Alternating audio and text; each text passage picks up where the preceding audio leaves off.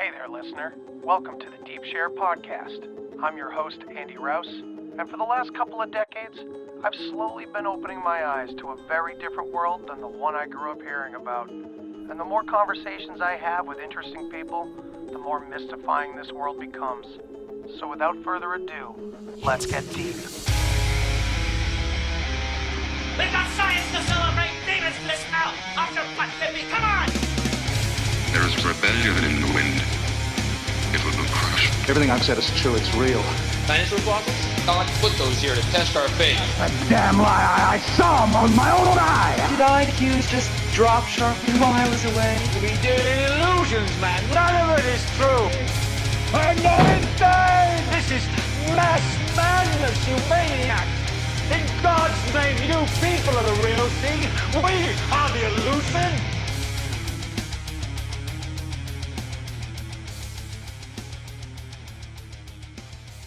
Welcome back to the Deep Share Podcast. So I'm finally getting to sit down with Mr. Ryder Lee of Raised by Giants. How's it going, man? What's happening, brother? I'm glad we can make it happen for this evening. We've tried a couple of times, but hey, this is the best time to do it. Everything happens when it's supposed to. So here we are. Absolutely, man. Yeah, it's good to finally have you here. I've wanted to talk to Ryder for a long time because, well, he and I connected over a similar interest and a similar perspective on disclosure, UFOs, aliens. And honestly, I really thought it'd be a good idea to kind of sit down and share our perspectives because it's not going to be identical. We're coming from different places and you cover a lot of different areas compared to the areas that I cover. And I think it's a worthwhile conversation to have for sure. And of course, congratulations, man, on JFK X just coming out recently. This is amazing. It's a really incredible film. Yeah, thank you so much. I really appreciate that. Me and Jay Widener, my writer and producer of the film, put our brains together and we created this amazing movie, a brand new look at the JFK assassination, something that's going to completely blow your mind, called JFK X, Solving the Crime of the Century. It's out now on Amazon Prime. And it's also important for your audience to know that this film that me and Jay Widener made, it's not just a rehashing of old information, right? It's new information, and it's unlike anything that you've ever heard before. We take you through all of the different theories, what people have speculated that happened on November 22nd, 1963, and it's not just another JFK movie, right? Like, you know, when people hear, oh, it's another JFK documentary is coming out, it's another JFK movie. Oh, how many times are we going to hear that the CIA did it and that the mob did it, or the driver of the limo did it, or there was multiple shooters, or was the grassy knoll shooters, right? But I have to tell you, badge man photo, the classic badge man photo, which later he said that it wasn't correct and that he, there wasn't enough information within that photo to come to any kind of conclusion that there was a guy with a badge shooting a rifle or shooting a gun at JFK. But it's none of that, right? It's none of that.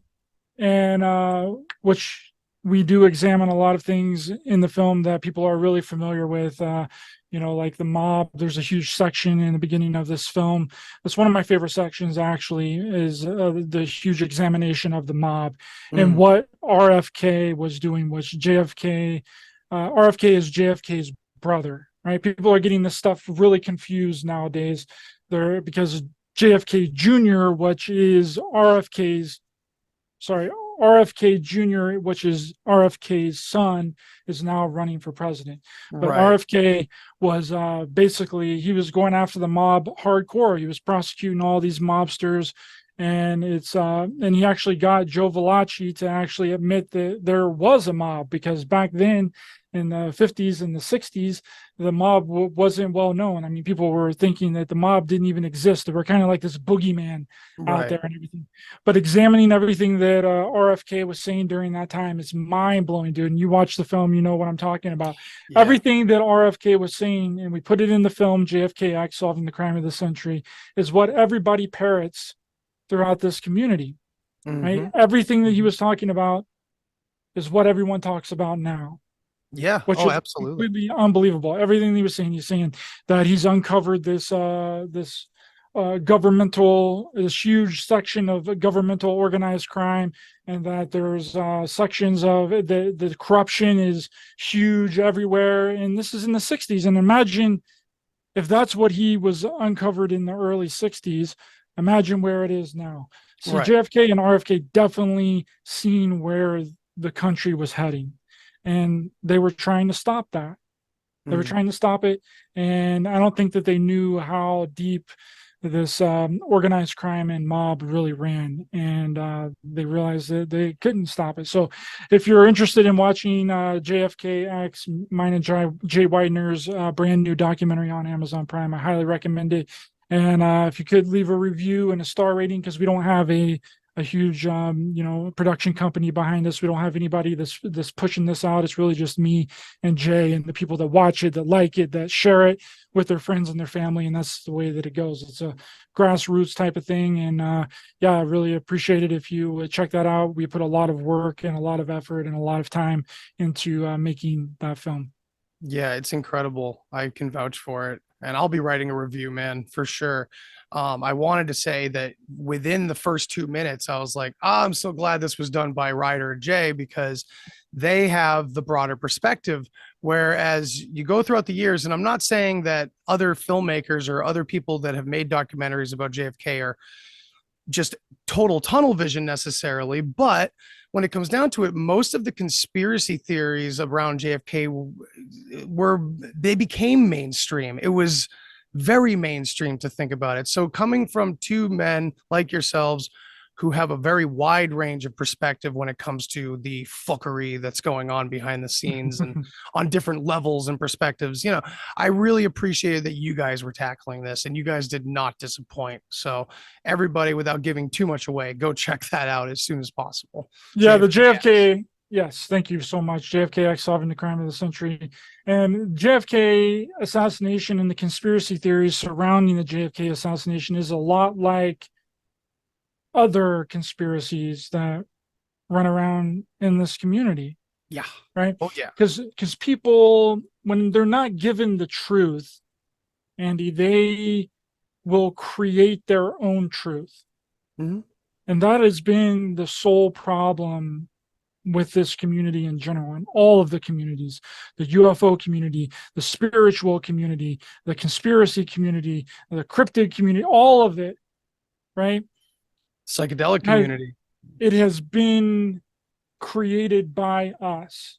No one has been responsible for those. It's not like the government has been creating these conspiracy theories. It's us that have created them, and then it's been constantly perpetuated, and then it gets added on to, and then before you know it, it just gets accepted by the majority of the population. And I got to tell you, the things that are accepted by the majority of the population are always wrong. Right. In this 100% community of the time. and in outside of this community.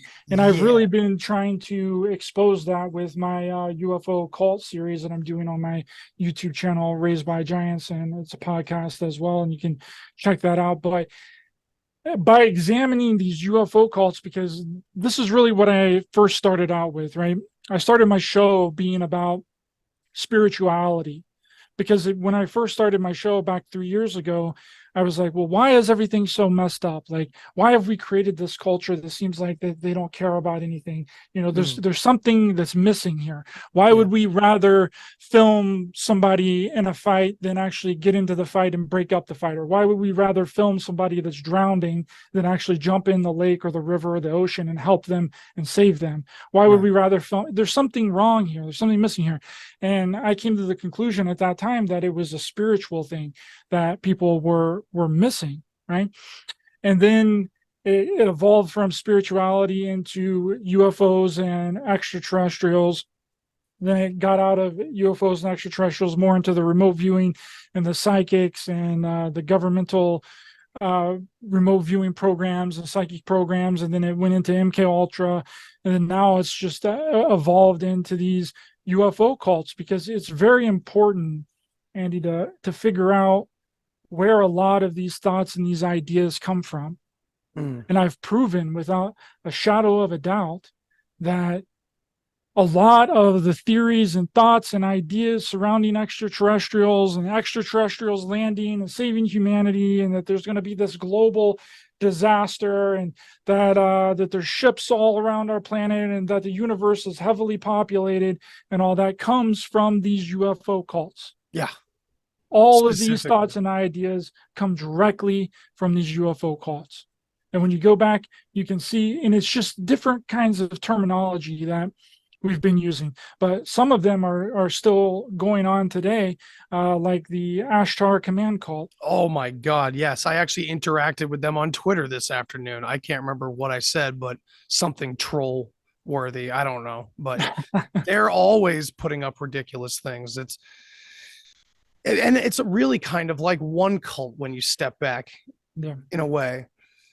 It's very interesting that it's always something other than ourselves, something outside of our capabilities, something outside of our brilliance, our beauty, our creativity. It always has to be something else. And I, like you, have been studying this quite, because I was very passionate about history and aliens. So I loved Ancient Aliens, man. But over time and through other points of interest, research, cross contaminating my love for aliens, kind of rooted out all of that. And I started digging into the past and finding, similar to what you're finding, is more and more humans over and over again. It's all human intervention, and it's being blamed as a scapegoat on something that you can't see, something that is unprovable, something that has zero evidence to back it, right? And one of the earliest things with the Ashtar Command cult came from this dude named George Van Tassel, right here, right, in 1952. Yeah, they've been around for a while. Well, he didn't really start a cult per se, but he was one of the very first people that claimed to channel Ashtar and the Ashtar Command, right? Which all of these cults, they all sprung up around the exact same time. It was in the early 50s, and that it's not a coincidence that at that exact same time in the early 50s is when the CIA started their MK Ultra programs. Yeah, Gottlieb starts getting involved in all these things, and of course we get a very watered down version of MK Ultra in the public and even in the conspiracy communities up until recently, with research like stuff that you've done and others who have kind of exposed the idea that MK Ultra, what we get is this brochure, but what it really was is a very all-encompassing umbrella. Like the monarch that is described is basically what we're dealing with. Wouldn't you say that? Absolutely. That's exactly what's going on. And with this guy, Van Tassel, he was basically a channeler. He would be called a channeler now if he was still alive. And this time he would be a part of the channeling community. Spiritual, and, right. Yeah, and he claimed to have contacted Nikola Tesla, right, via psychic and telepathic communication, right? And he also claimed that he had telepathic communication with a bunch of different extraterrestrials. But apparently he contacted Nikola Tesla, which died, I think, in 47 or somewhere around in that area. It was like 4 or 5 years before Van Tassel claimed to contact him. But he claimed to have contacted Nikola Tesla, and Nikola Tesla told him and gave him schematics to create this device that's called an integration machine, right? Nikola Tesla didn't give him the schematics and all the drawings to create a free energy device that everybody claims that Nikola Tesla had back in the day. He gave him schematics and how to build an integration machine, which only George Van Tassel would know about, and only George Van Tassel could use, right? It wasn't a public thing. Familiar. And apparently this integration machine gave George Van Tassel the ability of immortality and rejuvenation, and also gave him the ability of anti-gravity and time travel, right? So this dude, George Van Tassel, back in 1952, was talking about time travel, anti-gravity, rejuvenation, immortality that he apparently got from communicating with the deceased Nikola Tesla, right? And then this whole thing turns into a cult, because the person that George Van Tassel was working with at that time, that was pushing out his information in magazines and in newspapers and stuff, Van Tassel started getting mad at him because there were other people that were claiming to channel Ashtar Command. And Van Tassel here claimed that everybody else that was claiming to channel Ashtar Command were wrong, and that they were false, and that they were just making stuff up. He was the only one that was in contact and channeling the real Ashtar Command, right? These guys. Those guys right there. Yep. Yeah. These very Nordic, for some coincidental reason, looking people. Nordic, blonde hair, blue eyes. always. Whether we're talking pre-dynastic Egypt or we're talking, the Kurgan steppe, it doesn't matter what point in time in history. If we're talking gods, we're talking this description for the most part, which is always fascinating to me. And they claim that this Ashtar person is basically, Jesus, right? Is Right. an extraterrestrial Jesus. And just like all these cults, they all have certain things in common. They basically all, especially the UFO cults, they all claim that Jesus, Buddha, all of these big figures, Krishna, are all extraterrestrials. Right. And that's where we get the idea that Jesus and all this stuff was extraterrestrials, that the Star of Bethlehem was a UFO during Jesus's birth, and so convenient. It is very literal, convenient. And that's a problem. And they claim that Buddha and Jesus was from Venus, and Krishna was from Saturn, and that's where we get all this Saturn stuff, and that there's these hierarchical structure of these beings. I mean, it's all talked about within these cults, right? And people are just regurgitating that information now that was prevalent back then, and they have absolutely no idea where it came from. People that are channeling Ashtar today, for sure as hell, do not talk about George Van Tassel. Absolutely not. Name me one person that claims to channel Ashtar Command and the Galactic Space Fleet that talks about George Van Tassel. And he was the very first person that claimed to channel the Ashtar Command. Right. But this Ashtar Command call got way out of hand. People were talking about doomsday and end of the world predictions, that the world was going to be destroyed, and these Ashtar ships were going to come and pick everybody up, and that they were all going to be saved, and they were going to go back to the Ashtar Command planet.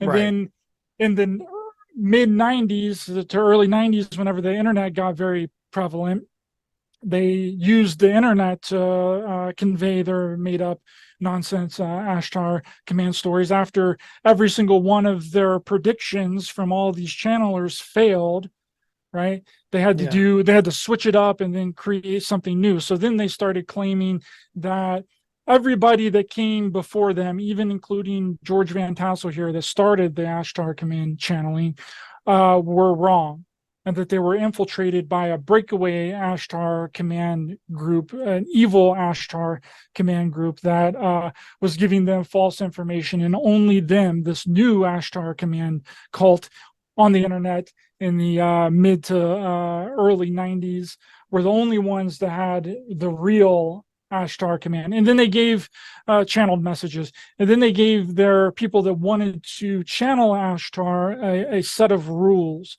a set of guidelines to follow, to make sure that their Ashtar Command messages that they were channeling were real and authentic, right? Just like the 10 Commandments of the Bible, just like we see other cults have done that. The Heaven's Gate cult did that as well. Once they got hit with that huge media blitz in 1975, they came out with a rule book, commandments, a step list, and that was 17 steps. The Ashtar Command steps were 12 steps, not 10 steps like the Bible. So then it's similar to Joseph Smith's story too, and with George being the only one that could use his device or whatever, and Joseph Smith being the only one that could understand the tablets and this and that. It's all quite similar as well. Yeah, it's very similar, and you have to be a prophet, right? You have to boost yourself up to a high position to where you are the only person that is the intermediary between what you're claiming to contact or what you're claiming to channel. I mean, and other cults do this too. Like, it's not just UFO cults, regular cults do this as well. You know, like Jim Jones did this, Charles Manson did this, David Koresh did this as well. That they're a prophet sent from heaven, from in the Heaven's Gate called it the next level, right? The next evolutionary level above humans. That they were in. I just did a show on the Heaven's Gate called, and I broke it all down here earlier today. That's awesome. And I'll have to check it out. it was super long, very convoluted because there's so much going on in between there. But basically, the Toe and T and Doe here from the hold on, I got a picture here of them somewhere. Oh, right here. Right here. They switched up their beliefs so many times within their cult that it just became completely ridiculous and did not even resemble what their first mission was. But anyway, toward the end, Doe here, he claimed that they were extraterrestrial walk-ins, that their bodies had been taken over by extraterrestrial beings from the next level in the early 70s, right? And that he was after he castrated himself, I believe, right? Yes. After he castrated himself for having gay urges and gay tendencies, and he was ashamed of his gayness, and then he projected that onto his followers. Convinced and a few others to do the same, right? Yep, six people in the group also got castrated. I don't want to take us off track here, but I do want to ask you, just because it's a little obscure thing that I'm aware of about this thing. Did you cover it all? What possibly gave him the idea about that mothership behind the Hale-Bopp comet? Yes, I believe that was Whitley Strieber and who else? And it was either Art Bell or George Norrie, I believe. Okay, well, so there's this friggin' guy, and I'm drawing a blank right now. It's driving me nuts. I've been trying to remember for the past couple minutes, but he runs this remote viewing website. Yes. He's got a woman's name, like a typical woman's name as his first name. He's a really weird guy, and he only hires young, attractive female remote viewers to be his on-screen like gurus, remote viewers. And I guess this guy was originally famous because he was saying that he remote viewed, or his team remote viewed, a mothership behind the Hale-Bopp comet. And this was prior to the Heaven's Gate suicide situation. It was very close relation. I mentioned that in the when I covered the Heaven's Gate call today, but I didn't get too much into it because I wasn't too sure on the details, because there's so much different conflicting stories within the Heaven's Gate cult. I mean, there's conflicting stories on just how they even met, right? Some people say that Toe and D met because I'm just going to call them by their actual names, Marshall Applewhite and Bonnie Nettles. Marshall and Bonnie, some people say that they met because Marshall had gay tendencies and checked himself into a mental institution where Bonnie was a nurse at the mental institution. And then another people say that he was a musician, and that he was auditioning for a play, a big time role that he was getting ready to have. And then he had a mental break in the middle of rehearsal and then went to a mental institution, and that's where he met Bonnie.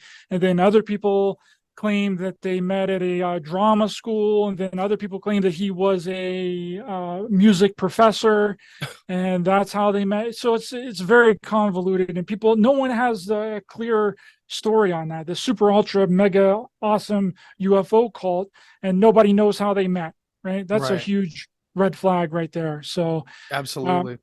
There's so much conflicting information around the Heaven's Gate cult, but one of the earliest cults, which is called the Seekers cult, Oh, I've heard of them. Yep, yep. They claimed to be in contact with these guardian extraterrestrial races that were going to land their ships in the United States because the United States was about to be destroyed by a giant natural disaster, an earthquake followed by a tsunami, right? In December 21st of 1954. Oh, And good thing they then prevented it. yeah, exactly. That's exactly what they said. Okay, so they pushed the date back. Whenever that didn't happen, right? They pushed the date back and they said, "Oh, Christmas Eve of 1954, they'll come."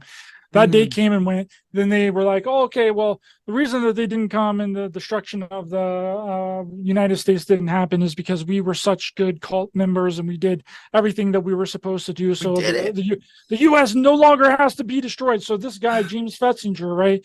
He infiltrated the group. He was a psychologist. He infiltrated into the Seekers cult. And this is going to blow you away if you don't already know about it. It's going to blow the listeners away too. He is the one, this guy right here, James Fetzinger. He is the one that created the term cognitive dissonance. Whoa. That's a big one. And it's always our psychologists of the 20th century that have basically given us all our higher language and our progressive thinking. And how many times do we hear cognitive dissonance thrown around this community? And they're using how many times do we feel it? Right. But he developed this term after studying the Seekers UFO cult, after he infiltrated into the group and studied their mental stability and the progression that they would go through after every one of their predictions failed. Right. Wow. And that's how he came up with the term cognitive dissonance. It came directly from the Seekers UFO cult and studying their mental capacity and how they would rationalize in their head and in their mind the excuses that they would make for an event from one of their predictions not happening. I vote to rename UFO Twitter to hashtag cognitive dissonance. Because my God, you just described the entire community. And I'm not trying to say that every person in there is, you know, full of shit or something. There's a lot of us types in there talking too, you know. But man, that is the general feel of that entire community. When you start looking at the tweets going on and recent things coming out about Elizondo and sock puppet accounts and trying to take out skeptics and this and that, it's all very, very bizarre, and there's so many pieces moving around. But when you take something like this and you kind of look at the roots of these cults, it really puts everything into perspective. And maybe it is a lot of our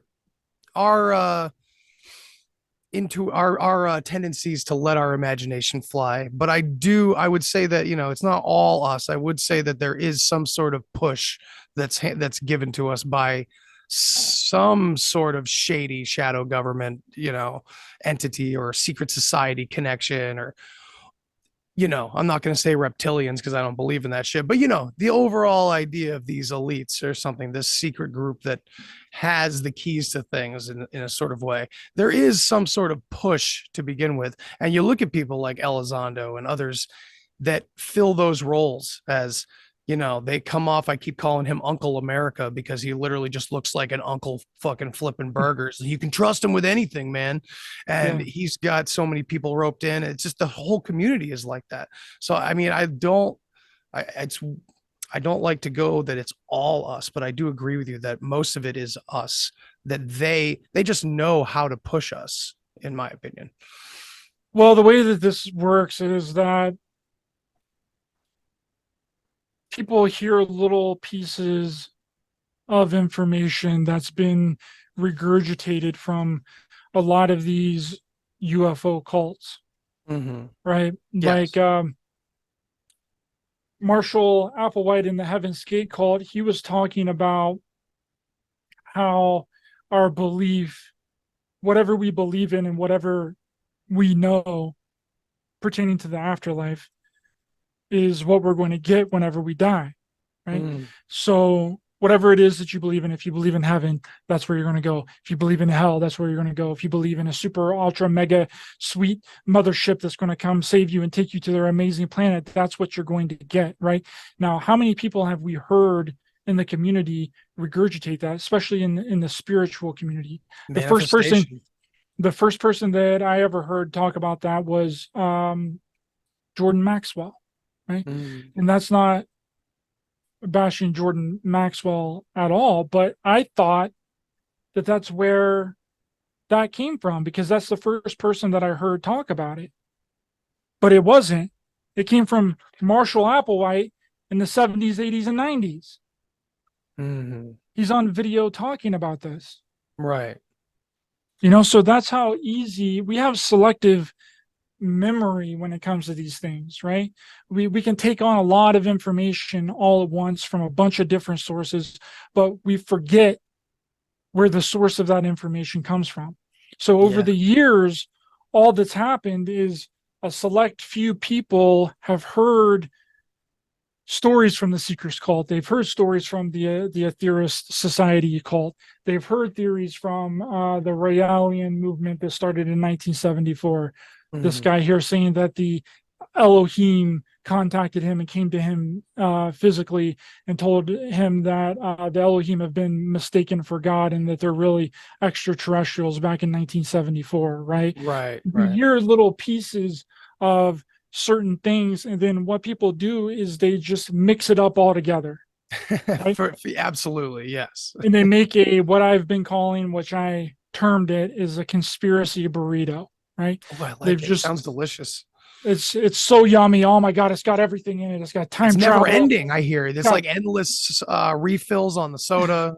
Yep. You got replicator technology. You don't even need to eat, bro. You don't even need to go to the store. You just hit a button and then it pops out the pot pies and the pot roast and all that. And there's we haven't even gotten to the blue chickens yet. Oh my God. Oh no, the blue chickens, dude. The blue chicken avians are there. Oceana Dean's avians are there. The Palladians are there. Everything's the clones are there. The cyborgs are there. The interdimensional travel, the anti-gravity craft, the aliens visiting humanity. All these, it's all there. It's all wrapped up in one tight little neat bow, right? And it's just digested and continuously regurgitated through the years. And then when other people, it's a constant revolving door of nonsense. And whenever you go back to the very beginning of a lot of these theories, which I'm currently doing right now by examining these UFO cults, you see that the origination of these theories have zero proof and zero evidence and zero backing on them. All of these cults have made predictions on certain dates that never come true. No one has ever made a prediction for a specific date and that event actually happened. It has never happened in the history of any self-proclaimed prophet, any cult, anybody that's talking about this stuff, right? But this guy right here, this guy Rael, he was smart about this. He was very smart in this Raelian cult, which started in 1974, which is the exact same year that the Heaven's Gate cult started as well, which is very interesting. He made the date so far in the future that by the time that date comes around, he's going to be dead. Yeah. 2, the cult's not going to be alive anymore. 3, no one's going to care. 4, people have already forgotten about it, right? And it's not going to matter anymore. This guy Rael from the Raelian cult says that the Elohim extraterrestrials that created humanity is going to land their ships on planet Earth in 2035. We'll get to see it at least. Yeah, if anyone cares by then, it's not going to matter because he's going to be dead. He's already like 85, 90 years old right now. He's going to be dead by the time 2035 comes around, right? So then he's you laughing won't have to, and shitting his pants, man. Right, and he was told by these Elohim creators of humanity that he was to build a embassy for these Elohim extraterrestrials to land their ships in 1935, right? And he did. So this is where Amazing. I gotta ask that I'm sure you've looked into like Eric von Daniget and Zachariah Sitchin, those angles, because I feel like, when we're talking origin, I'm not sure about the exact timeline here, but some of these ideas probably, well, they seem to have come from something like Sitchin's work, where you have an actual linguist translating things incorrectly in some cases, translating Anunnaki to mean those from heaven to earth came rather than princely offspring of An and Ki, which it actually truly means. These theories that he put forward in his book series back in the day, not unlike Eric von Daniget and Chariots of the Gods and a few others of that time period, it seems like cults would have popped up out of that, wouldn't you say? Well, that's what a lot of researchers have concluded surrounding the Raelian cult with old Rael here. Right, especially the Elohim. That made me think of Sitchin and the Sumerians and all of it. That's my fucking bread and butter. I love that area of time. But a lot of the researchers have come to the conclusion, because I believe Eric von Daniken's Chariots of the Gods came out in the late 60s. I think it was 68 or 69. One of those dates. Don't have it in front of me. Don't quote me on it. But a lot of people have come to the conclusion that Rael from the Raelian cult got a lot of his thoughts and his theories from Chariots of the Gods, right? Mm-hmm. Which a lot of these cults also got their thoughts and their theories from other people. I mean, Marshall Applewhite from the Heaven's Gate cults and Bonnie Nettles traveled around the United States and went to all of these gurus and New Age spiritual centers and stuff and they did that for a reason. They did that to collect information, to wrap up into their cult and to their own theology and create something new. Right. And they successfully, well, I don't know if you want to say successfully, but they did do it, right? They had hundreds of followers in the beginning. It dwindled down to a little over 40 in the end. But, that's where a lot of this stuff comes from. It's taking little bits of information from a few sources over here, a few people over here, a few gurus over here, a Swami over here, New Age center that's popping up over here, because this New Age philosophy and this New Age theology was becoming really popular in the mid 50s and into the 60s and in the 70s, especially in the hippie counterculture movement as well. And that's where a lot of the Heaven's Gate cult members came from.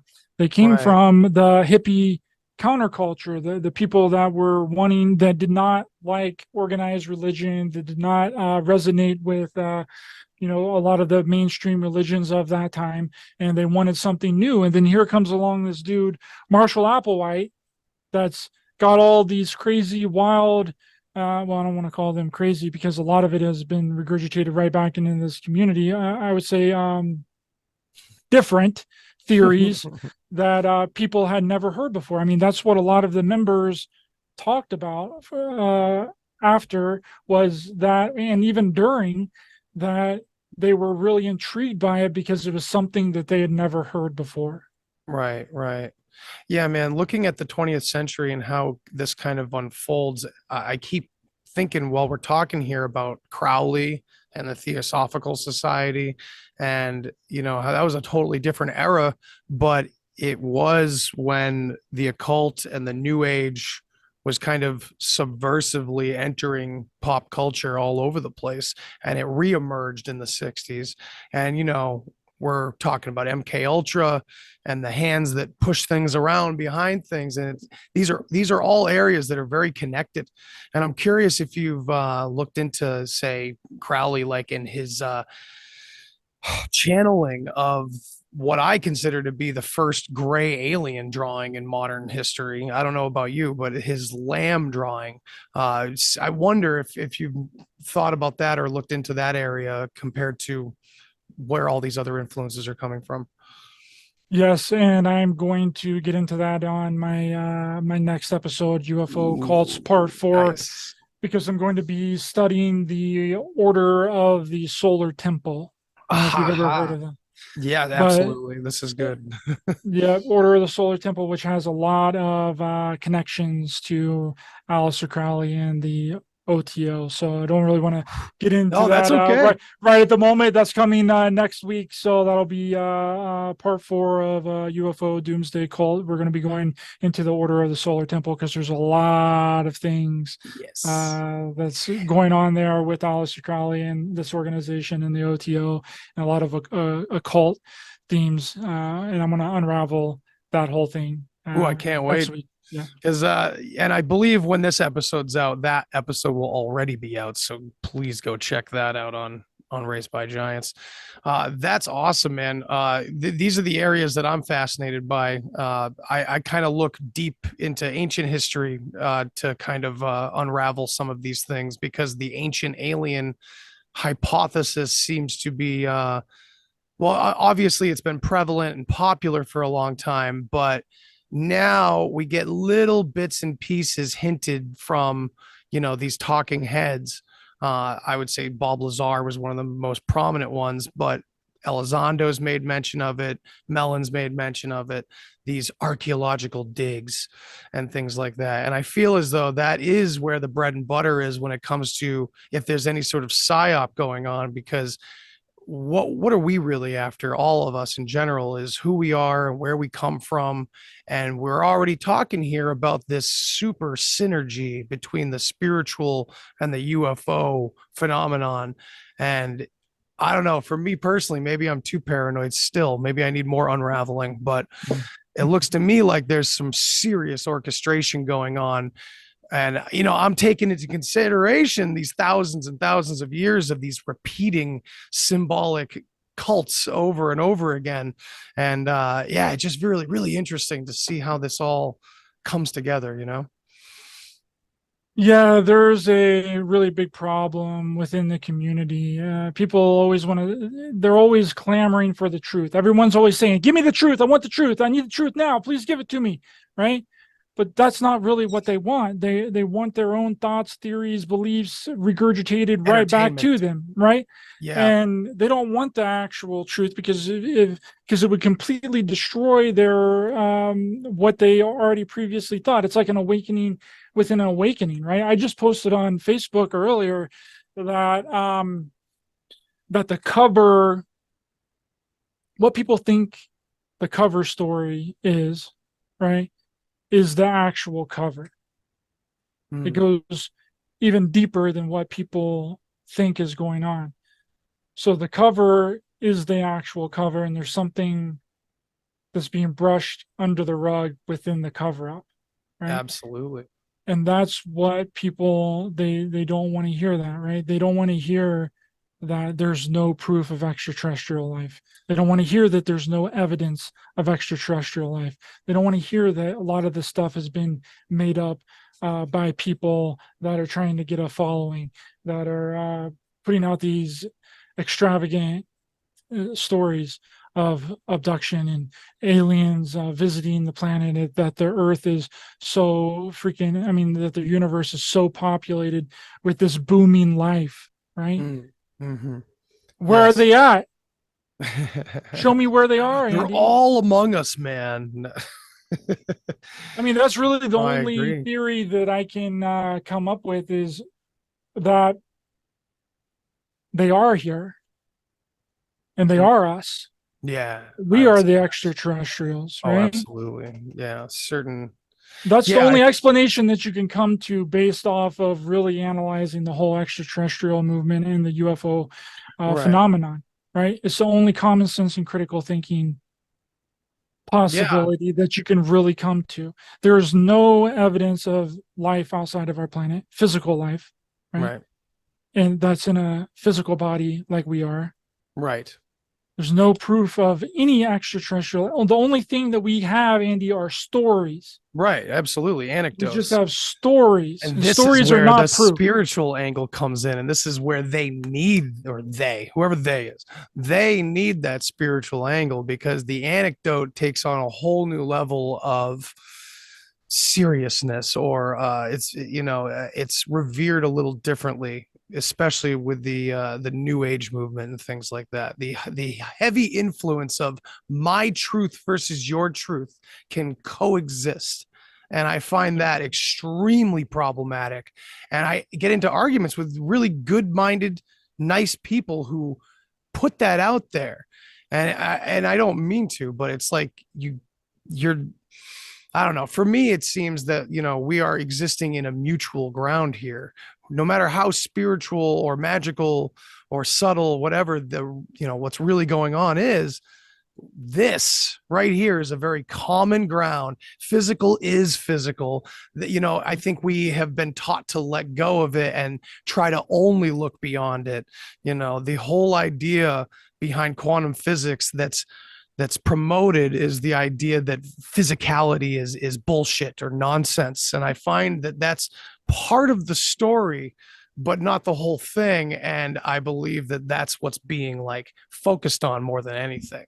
And it just ties back into all the nihilism that we see being promoted throughout culture. Like you were saying in the beginning, why you got into this from the very start, what's wrong with us, what's going on. And I do think there's a push and a shove that comes from high up, but we also, we take the shovel from their hands and we dig our own graves, for sure. Absolutely. And it's been instilled into us from a very young age, not only personally, but societally as well, for us to hate this reality. Yeah, it's boring. Sucks here, bro. Yeah. Sucks here. What's happening? It sucks here, dude. I hate it. There's I don't want work. to be here anymore. We sound like the Anunnaki in the Sumerian text saying, but the work is too hard. Physical life is difficult. Really? It's like, fuck, man. We are the lazy gods. Yeah, that's exactly right. And that has created this huge impact on us as a society and individually, right? Because it keeps us continuously looking outside of ourselves for the solution to our problems, right? Absolutely. And that could be anything. It doesn't have to be something big and extravagant like extraterrestrials coming to save us from our boring, crappy, shitty, nonsensical lives here that we hate so much. And that's something that the Heaven's Gate cult promoted. Marshall Applewhite is on record, on video, several times saying that he hates this world, right, and that it sucks, and that we're not supposed to be of this world. And how you get into a higher level, the next evolutionary level above human, is that you have to throw away all worldly things. And how you know that you're in contact with a being from the next level, this next evolutionary level above human in heaven, is if they don't promote anything of this world. So he claims that God doesn't want you to be successful here. God doesn't want you to have nice things. God doesn't want you to live a harmonious life here. You're supposed to throw all that away. You're supposed to throw away your possessions. You're supposed to not be of anything of this world, and you're supposed to be androgynous. You're supposed to not have a sex. And the only people that are permitted into the evolutionary level above human is androgynous people. Right. And does that sound familiar? Anybody? More big topics merging, perhaps? Absolutely. And that's kind of it's all going to come to a I don't know, like a crescendo of some kind, it seems. I don't know. I keep picking up on that. You mentioned this androgynous thing. It's like, yeah, that's right. I forgot that whole aspect of their philosophy. And it's like, where do we see that echoed again and again now? It's just a little bit different. Right in front of our eyes. Yeah, man. It's all converging in some weird way. And it's funny too, because a lot of that possession stuff, like shrug off all possessions, it's like a lot of these people in the new age, because new age is this, it's a bullshit McDonald's version of Buddhism. Honestly, a lot of it is, because Buddhism says things like this, but they say it's said in great context and deep thoughts, and much philosophy to dig through before you come to these kinds of ideas, and learn how to use them rather than just go to these extremes, which is vastly promoted in our society as well. Yeah, absolutely. And the thing that people have been equating to extraterrestrial involvement, I try and say this every time that I get the chance to, because it's really important for people to understand this and realize exactly what's going on, right? And put things in the perspective for them, right? Mm-hmm. What are some of the things that's been attributed to extraterrestrial involvement, right? One of the things is that extraterrestrials, the Greys, are abducting us to take our DNA, Mm-hmm. to take our genetic material. Mm-hmm. Guess what? Ancestry.com. Exactly. Right? The testing of 2020, right? It's exactly what they were doing, right? Taking our DNA, taking our genetic material for some sort of database. Now, I have no proof for that, but it makes a lot of sense. Okay. The second thing is that extraterrestrials have been blamed for hybridization programs, mixing DNA with human DNA with some sort of extraterrestrial DNA, right? Yes. To where they're making extraterrestrial human hybrids.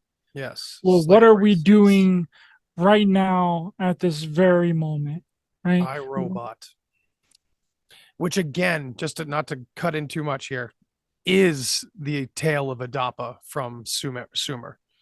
Like that movie, iRobot, you go back and watch that, and then you go look into the Enuma Elish and the story of Adapa from a Sumer, and it's like, holy shit, this is that story.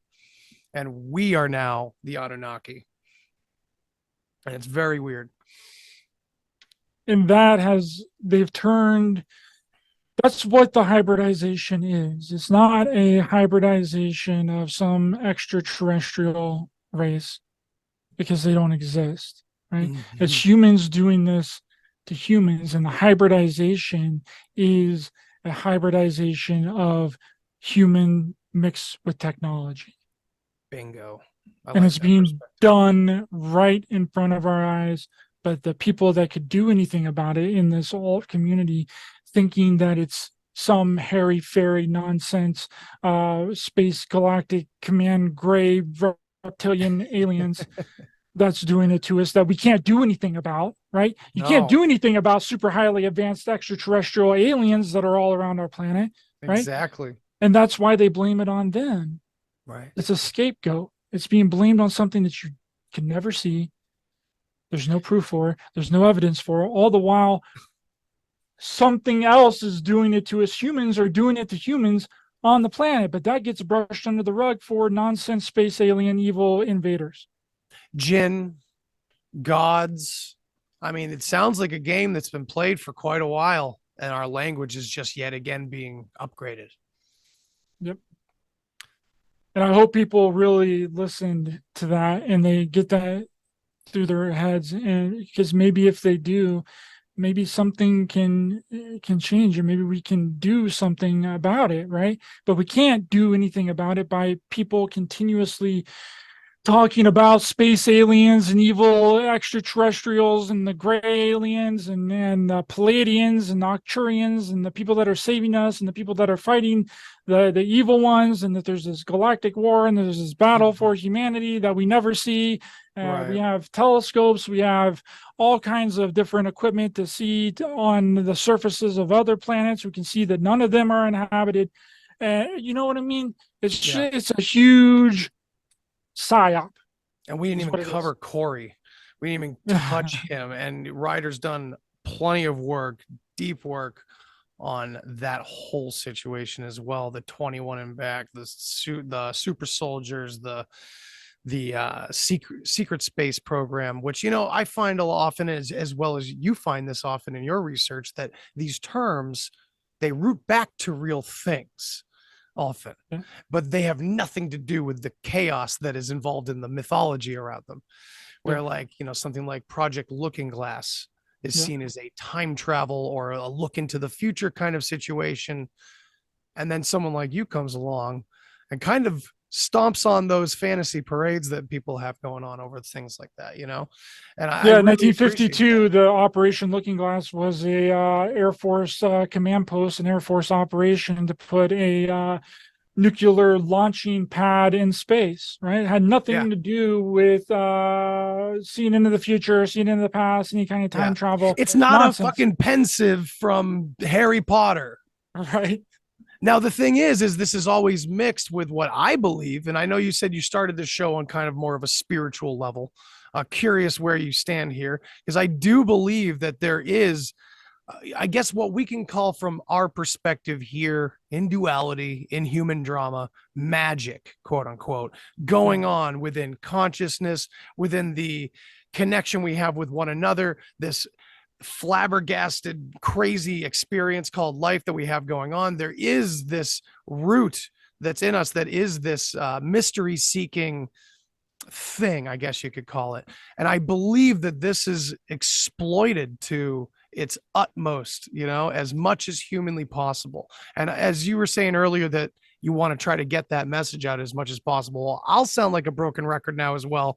I'm constantly saying that when you grow up in a world where you're constantly told everything is mundane and your imagination is shit and it's just nothing and it's all about, putting the hammer to the nail and that's it, and then you die.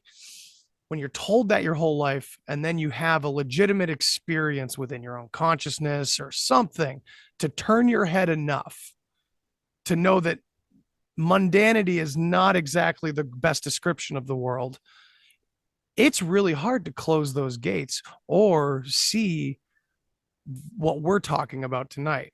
Because once you find out that you've been lied to your whole life, that the world isn't mundane, that consciousness is fascinating, and there's a mystery going on at the heart of humanity that we still have not a clue about because it's like beyond language, perhaps. You're subject to a million follies and you're so vulnerable in that state. And you start to hold dear to that new openness and that those doors should never be closed. Shutting them was what my old life was like. And so I just like to express that too, because we've all been there, or at least a lot of us. I come from a very alien believing past, and I'm not even ruling it out necessarily in the grand scheme of things, but what we are dealing with in our, Bronze Age and up until the present is not at least what we've come to understand that word alien to be. Yes, and I too do not rule out the possibility of some other life form. Sure, right? But it's not coming from outer space. No. It's not coming from other planets, right? It's here, and it's been here. It's indigenous to this planet, and it's always been here. It's an ancient society. It's an ancient group. It's an ancient humanoid being, and more than likely, they look identical to us. Right? They're no different. They're just an older version of us. Right? And we have so much proof of them when we start looking into the old records before things were fucked with, or in a lot of ways anyway, old anthropology records, things like that, what they considered about folklore and mythology being fair enough, like legitimate stories of the early wars, the early migrations, the early situations going on with these old bloodlines and things like that. There's a lot of legitimacy to it. It's just how we frame it and how we look at it. And I think you've done a really good job of exploring kind of like an Occam's razor perspective on these topics. And I really appreciate that, because I think we need more of that. I think so too. And thank you for your kind words. And it's not that I don't believe in unexplainable things. Right. I believe in unexplainable things. I've had unexplainable things happen to me a majority of my life, right? But I don't pretend to know what that is. Bingo. I have no idea what that is. Right. And any attempts to explain it is going to fall short of what it actually is. right? Unexplainable things happen to people on a daily basis, right? But the problem is that we create the scenario and we try to rationalize that unexplainable thing in our head, and then that creates this whole other scenario that gets accepted by more people. And then when other people have those kinds of experiences, they go to that person that they heard that had that unexplainable experience, and then they repeat what they thought happened, and that person thinks that what they thought happened to them, and then it just becomes this revolving door of nonsense bullshit, right? I've experienced a lot of things in my life. Like, I've seen unexplainable craft in the sky when I was really younger. I have no idea what it was. Okay. I had beans coming out of the walls whenever I was younger, translucent beings that would surround me every night in my bed. I have no idea what that was. And I'm not even going to attempt to try and figure it out, because within this community, you go to somebody and you tell them that you experienced that, they're going to have an answer for you. Yes. And it's going to be their own interpretation of what happened, right? Bingo. And that is wrong. That's not true. They didn't experience what you experienced. Right. Right. And that's the whole point of And if perception. I have no idea, then you sure as hell have no idea. Right. Right. We attempt to rationalize certain things that happen in our head and come to some sort of conclusion, but the conclusion is always going to be wrong. That is why I don't care to know any of that stuff. It does not matter to me. Doesn't matter to that flying object that I saw in the sky, or translucent beings coming out of the walls whenever I was younger and surrounding me. I don't care, right? That's a big that's brave, man. That's cool. I mean, just to be able to harness yourself and take that stance is really it's pretty cool. Not a lot of us can say that. It just does. I realize that I don't think we're supposed to know. That's a very good point. I've definitely desperately tried to figure it out and haven't harnessed myself, but have still come to that conclusion.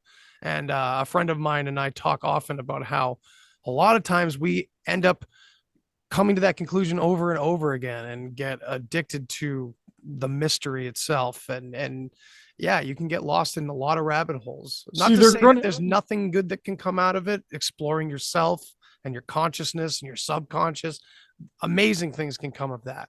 But like you were saying, the most important thing I took from that was you go to somebody else that had that similar thing and you grapple onto a lot of the archetypes. And sometimes churches are built because of that. Other times, entire governments and countries are formed. You know, this is how the game is played. And for me, I took psychedelics when I was younger. I was an atheist. I took psychedelics and I didn't know what the hell happened to me. And it was beyond I couldn't even really talk to my friends that tripped with me because it didn't really happen to them like that. And so what did I have to do? I had to go sit in a bookstore and read a bunch of dead people. And, you know, this is 20 years ago, and now I'm deep studying the 20th century and where all this shit comes from and the roots of all these psychedelic authors and where they got their shit and who they worked for, who was signing their it's just, oh my God, you know, it's when you start to see that it's all a hoodwink in some way or another, you got to start to investigating it from the opposite perspective and start working backwards almost, you know?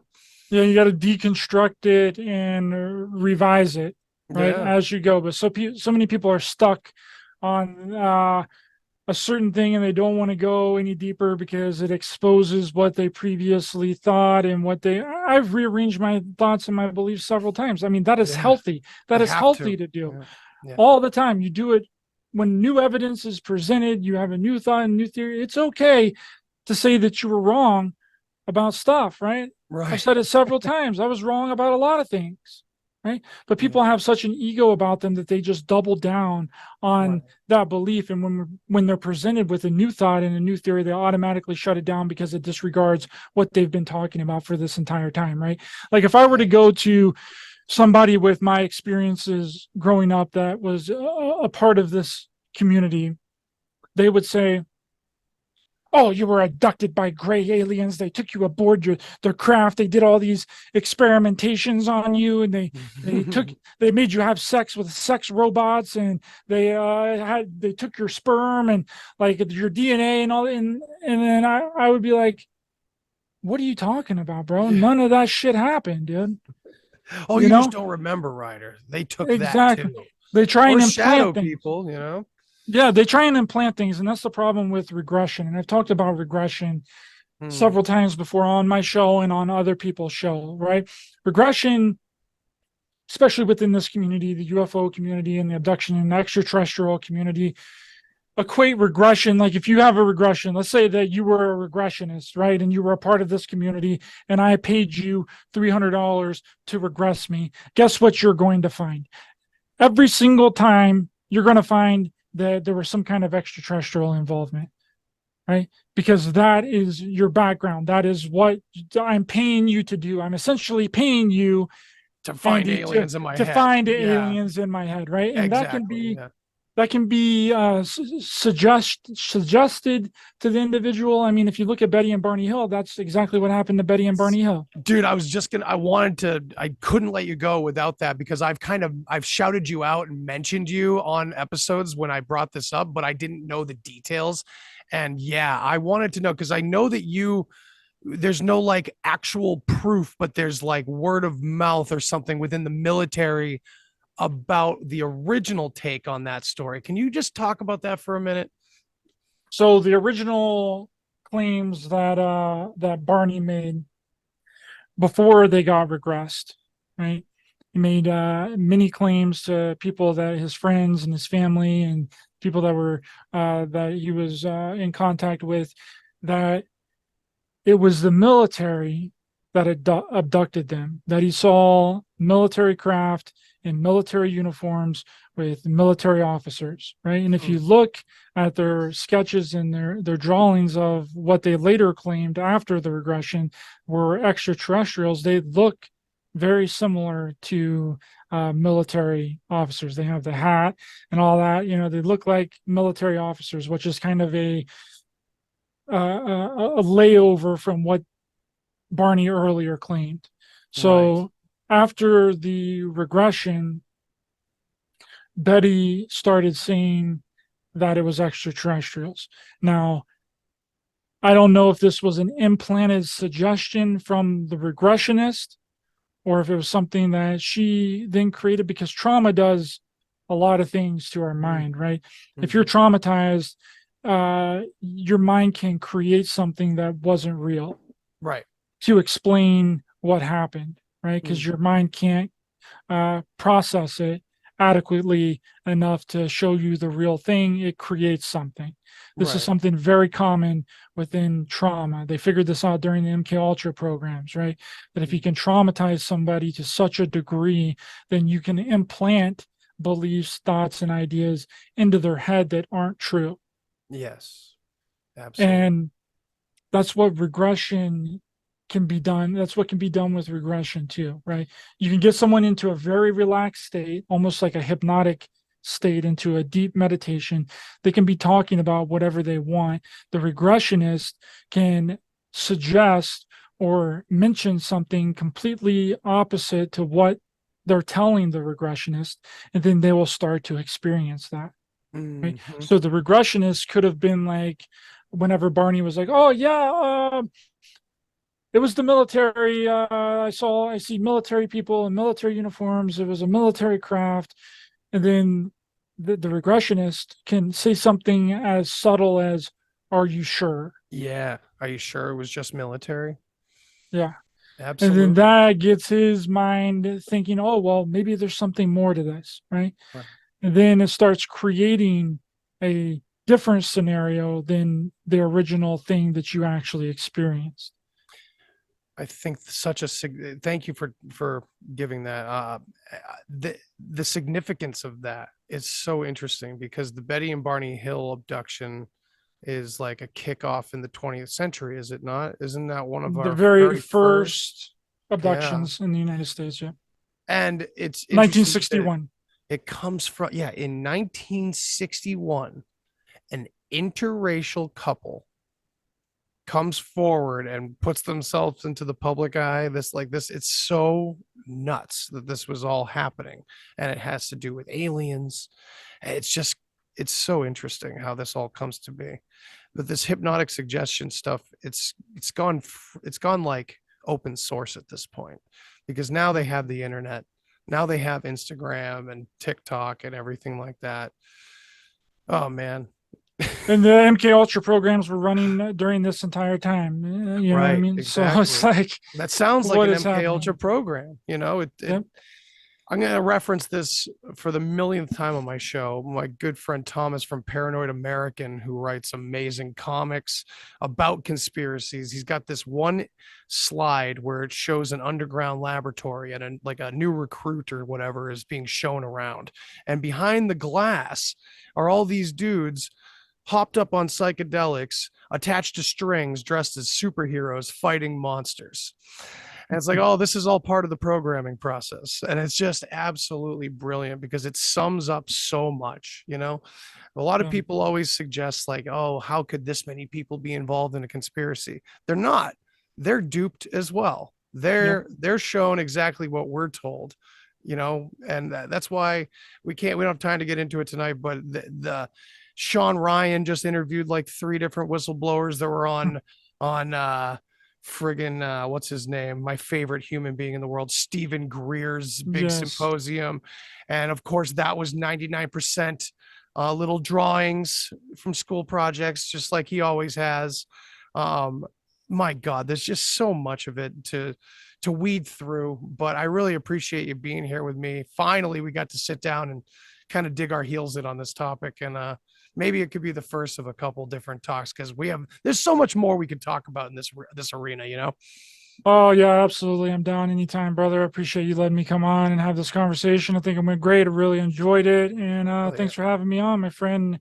And if anyone's interested in checking out my work, I'm doing a series right now on the UFO cults, and I still do some discussions on my channel. I'm moving away from interviews. I'm not doing interviews too much anymore. I'm doing more of a discussion based topics, and doing my own shows on these UFO cults, and that'll be on Raised by Giants on YouTube and anywhere podcasts are served, and on all of the different video platforms as well, Odyssey, Rockfin, Rumble, and all those places. So yeah, I hope that everyone listening really enjoyed it, and thanks for having me on, brother. I appreciate it. Let's do it again.